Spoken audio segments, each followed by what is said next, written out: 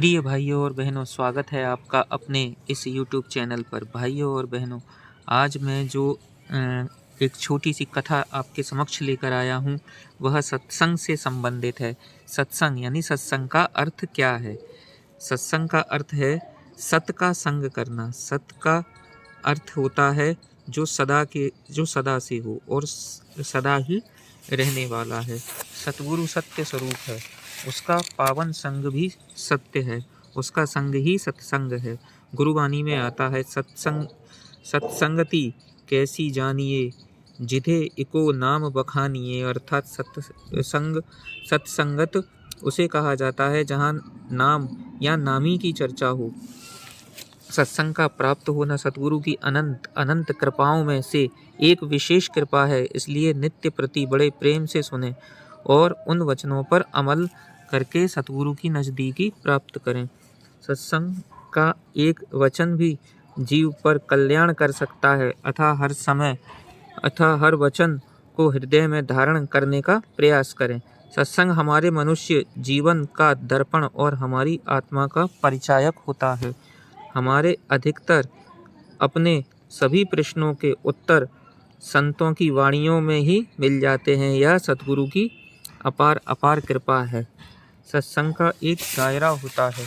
गुरुमुख के लिए लक्ष्मण रेखा होती है, वो सुरक्षा कवच होता है जिसके अंदर माया प्रवेश नहीं कर सकती।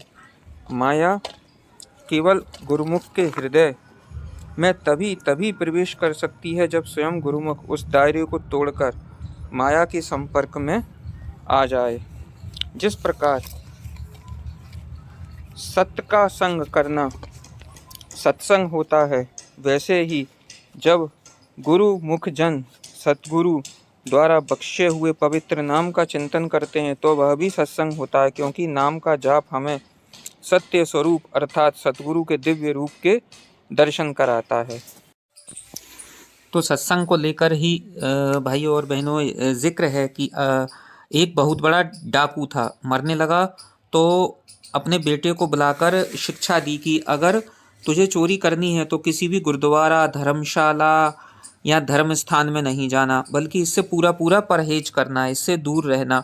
अगर पकड़े जाओ तो ना मानना कि तुमने चोरी की है, चाहे मार मार कर चूर कर दें। लड़के ने कहा सत्य वचन और चोर मर गया। एक बार उसका लड़का चोरी करने के लिए घर से निकला, किसी के घर पहुंचा, उसके ताले तोड़े। घर वाले जाग पड़े, उन्होंने शोर मचाया। आगे पहरेदार खड़ा था, उन्होंने कहा किधर गया? इधर उधर जाकर तलाशने लगे। उधर पहरेदार, चोर जाए तो किधर, इधर जाए तो पहरेदार, उधर जाए तो भी पहरेदार, उधर चारों ओर से घेर लिया। खैर वह दौड़ता, रास्ते में एक धर्मशाला पड़ती थी। जब मन में कहता है कि पिताजी ने मना किया था कि धर्मशाला में नहीं जाना, धर्म स्थान में नहीं जाना, अब करें तो क्या करें, लेकिन कोई और उपाय ना देखकर धर्मशाला में चला गया।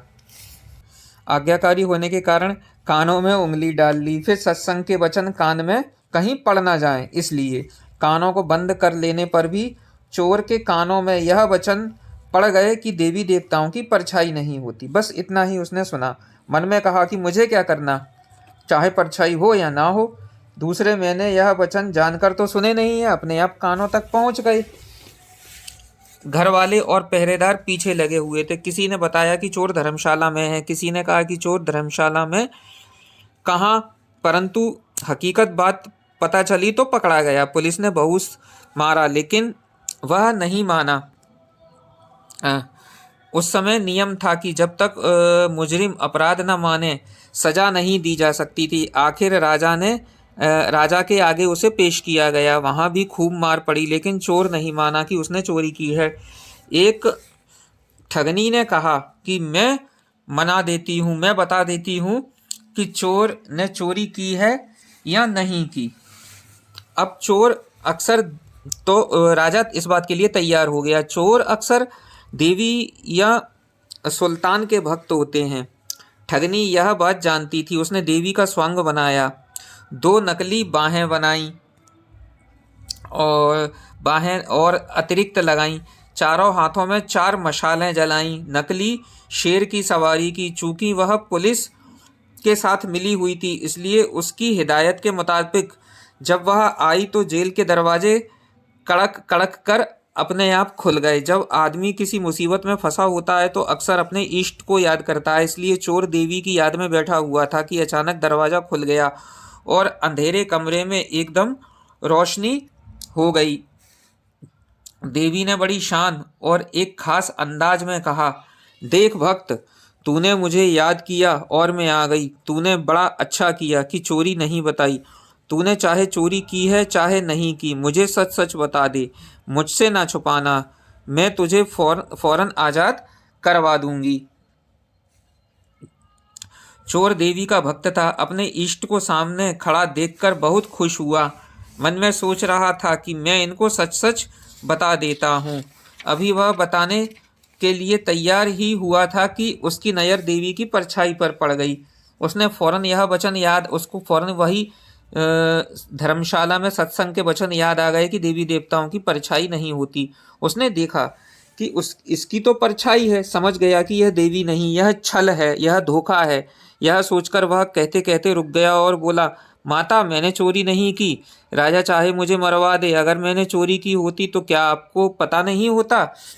अब ठगनी के कहने पर जेल के कमरे के बाहर पहरेदार बैठे थे। वो चोर और ठगनी की बातें नोट कर रहे थे। उनको और ठगनी को विश्वास हो गया कि वह चोर नहीं है। दूसरे दिन उन्होंने राजा से कह दिया कि वह चोर नहीं है। राजा ने उसको आज़ाद कर दिया। जब चोर आज़ाद हो गया तो कहता है कि सत्संग का एक वचन सुना तो जेल से छूट गया, अगर सारी उम्र सुनूं तो मालूम नहीं क्या कुछ मिले। जब यह ख्याल आया तो रोज सत्संग में जाने लगा। चोरी का पेशा हमेशा के लिए छोड़ दिया और महात्मा बन गया। इसलिए सत्संग के बराबर न गंगा है, न जमुना और ना कोई तीर्थ। कलयुग में सबसे बड़ा तीर्थ सत्संग है। तो भाइयों और बहनों, मेरे द्वारा दी गई यह सत्संग से संबंधित जानकारी आपको कैसे लगी बताइएगा, कमेंट बॉक्स में ज़रूर बताएं। और अगर मेरे चैनल पर आप नए हैं तो कृपया चैनल को सब्सक्राइब ज़रूर कर दें, जिससे और भी नई नई आध्यात्मिक और धार्मिक जानकारियां मैं आप तक पहुंचा सकूं। ऐसी ही वीडियो के साथ मिलते हैं फिर एक अगली वीडियो में। तब तक के लिए जय सिया राम, जय श्री राधे कृष्ण मित्रों।